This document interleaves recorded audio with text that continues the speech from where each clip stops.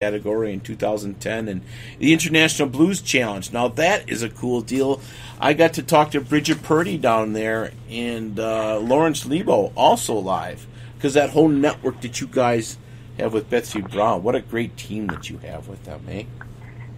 Yeah, and I actually hope to be going back to Memphis in January of 2020, because haven't done it in a while, but I decided with the new album and the new songs that I would compete again in the Washington, D.C. Blues Society Battle of the Bands in the solo category, because the guys that played in my band, they all live in Boston.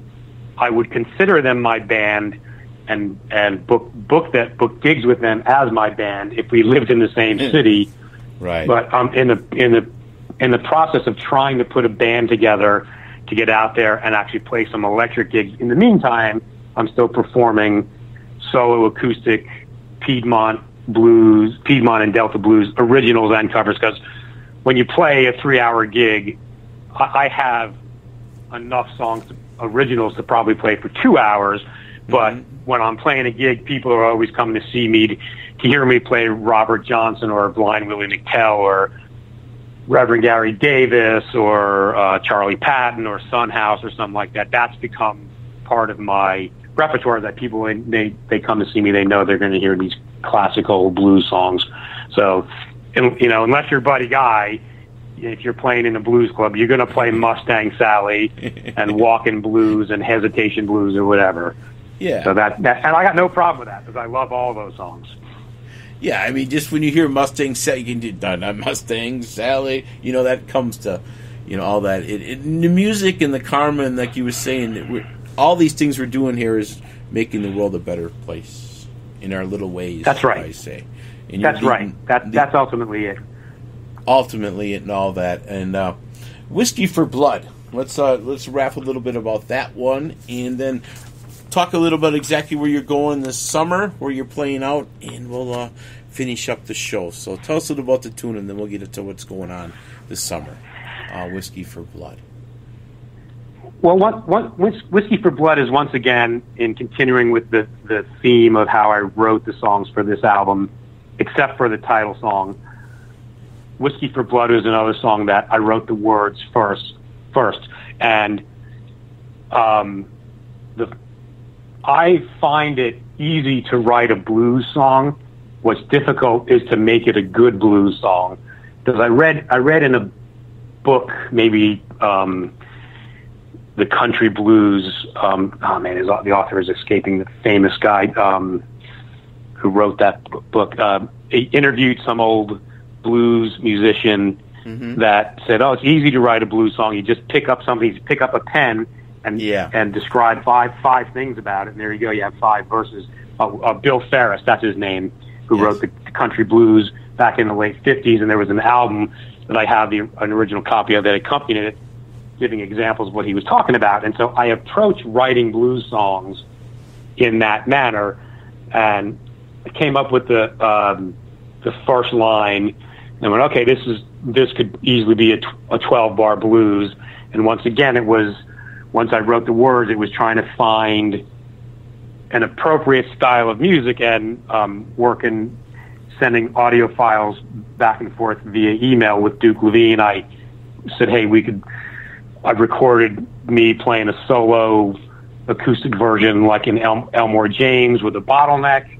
I did a couple of different finger style versions. Yeah. And what we came up with was me playing the finger style pattern, which is based on a Big Bill Broonzy theme song. Who really knew who wrote this stuff? But I was influenced by all these old musicians, and what I try to do is write songs in the traditional styles. I try to keep the music alive by writing in the traditional styles. I don't feel like I'm stealing licks, because there's nothing new under the sun in 2019. And there hasn't been anything new under the sun for 50 years, really, certainly in the blues. And Duke said, hey, why don't we try to combine these different versions you have? And he's a great mandolin player, and we kind of went back to that acoustic jug band theme, and we had Kevin Barry playing on the dobro, the lap style slide guitar. So that kind of gives it a little Delta feel as well. So it, and with the harmonica on it too, that definitely helps root it deep in the south of the United States in the whiny, crying harmonica licks in the background. And it just all fell together. And like I mentioned earlier about the song, The Ballad of a Burglar, yeah, the version that's on the album was the rehearsal take. So Duke and I were the only ones that communicated. And I got up to Boston, and Duke and I spent an afternoon at his house going over the songs and deciding on what versions we were going to do and touching things up. And then we went into the studio, and he really didn't want at first to be for me to credit him as a producer. And I said, look, you have to let me do something, because you've done so much more than just be a musical director. That he influenced what people should play, what instrument they should play, and we were all about the spontaneity of it, and not saying, you play this, you play this, you play this. We just went, okay, this is what we're going for. Think about it. I played a version by myself so everybody could get an idea, and then we stopped and let the tape roll, and we went, and I don't think we did more than 3 takes of any song, because that's how good these musicians are. And that in part is because of Duke's ability as a producer to find the right people for the right type of music. So that one fell together real nice. Yeah, that's that live part of the music. When you guys are, my friends watching them professionals, and they have a live thing they do at the Milwaukee Athletic Club on Sundays or in summertime on a 12th floor. They just get together and improv kind of. They play the songs, but they just kind of continue on. And that's awesome that your friends are able, that you're coming across and able to provide that on your awesome CD for everybody today. Yeah, and that was the biggest part of this whole project was to make sure that we have fun. Yeah. And that was Duke's suggestion. And when I was in a band in the 80s, one of the greatest compliments I was ever given by someone I didn't know that just came to a club and would see us, came up to me and said, man, thanks, you guys are so good. You guys are so much fun. I love coming to see you play, because I know I'm going to have a good time, because you guys have so much fun on stage with the music.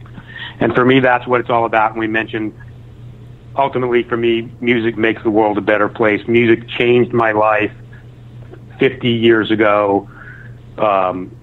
And I listen to music every single day of my life, and I can't imagine a world where there's no music. So that's why I do it. And it's very much needed even more today. As in every segment, growing up in the 70s, the 80s, 60s, to continue on growing, evolving, and bringing a message.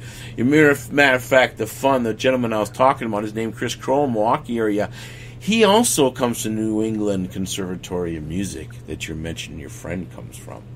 All right. So there's a real vibe coming out from a place like that he's touched so many people in Milwaukee. And he's very much a conductor, too.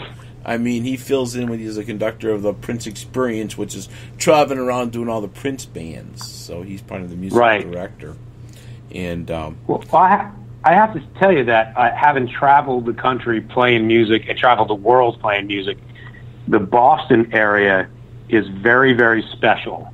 And the fans there, the Boston people are resilient with everything they've been through, and they love their music, and there's a fantastic music scene in the Boston area, and the locals there really support the local music. And every time I've ever been up there playing in a band or working for a band, because I do some sound engineering things too, the best show of the tour or whatever is always in Boston. Gotcha. It doesn't matter if it's a local bar or a club or whatever the arena is now, or Harbor Lights, their outdoor venue, or at Foxwood or whatever the place is up there.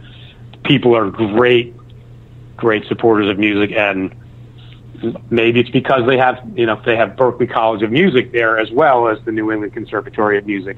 So there's a lot of musicians moving to that area to get educated, and it's working.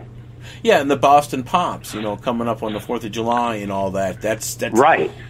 Older I'm getting in life, should I say? Because I'm a rocker, I've become able to more, being a music sub and stuff, appreciate those kind of things, should I say? Well, in fact, now I do. Go ahead.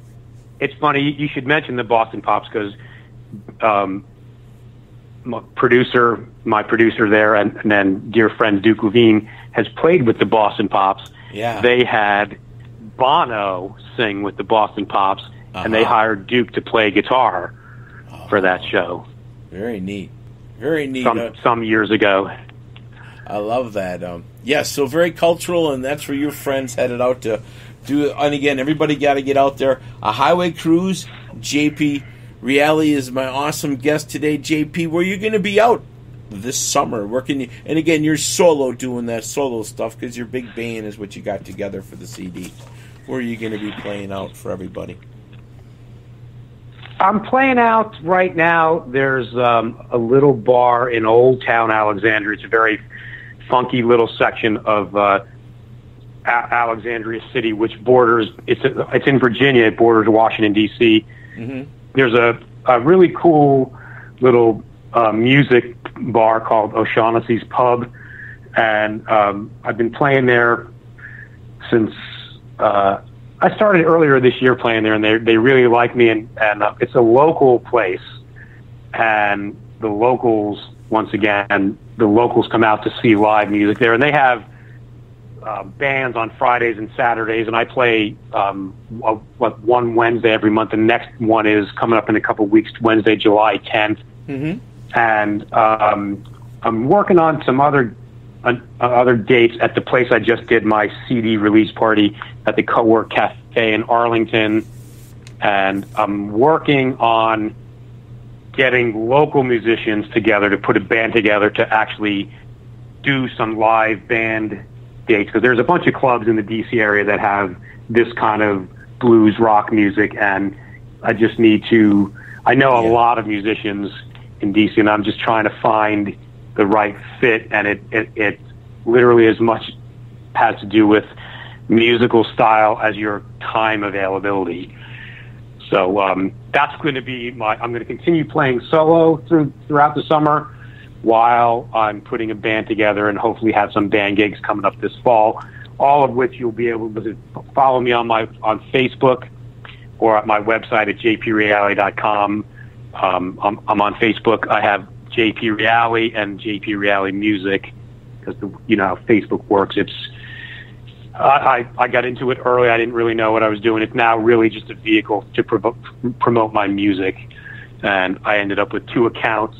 That's what it is. I put posts on both accounts, and I'm on Twitter and try to get the word out that way, because that's what you have to do in the 21st century. Is social media is the way, and everybody does it.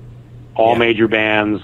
Yeah. The Rolling Stones don't necessarily have that problem, but they all have Facebook accounts, because that's a way to reach people. And to go to your main domain too, which is JPREALI Reali.com. You also have your website also too. Also besides Facebook. So, all those things out there. And the Magoo, I'll be playing you all the time. A Highway to Cruise, and I just link you up when I can. And again, CD Baby, Amazon, iTunes, Spotify, and JP in D.C., Washington, I guess, areas. Sometimes the best location to be able to find people, too, on those different social medias, should I say. And my, what you are rocking out there in D.C. with your friends and everything with the political battle up there. And, I'm in the Milwaukee area, so the Democratic convention's coming this way, so it's going to be something next summer. Yeah, and you were Wisconsin was a battleground state there last time. In Milwaukee, the Democratic candidate, I think, assumed that she was going to get here. that, and she never and she showed never up. came there, and she didn't.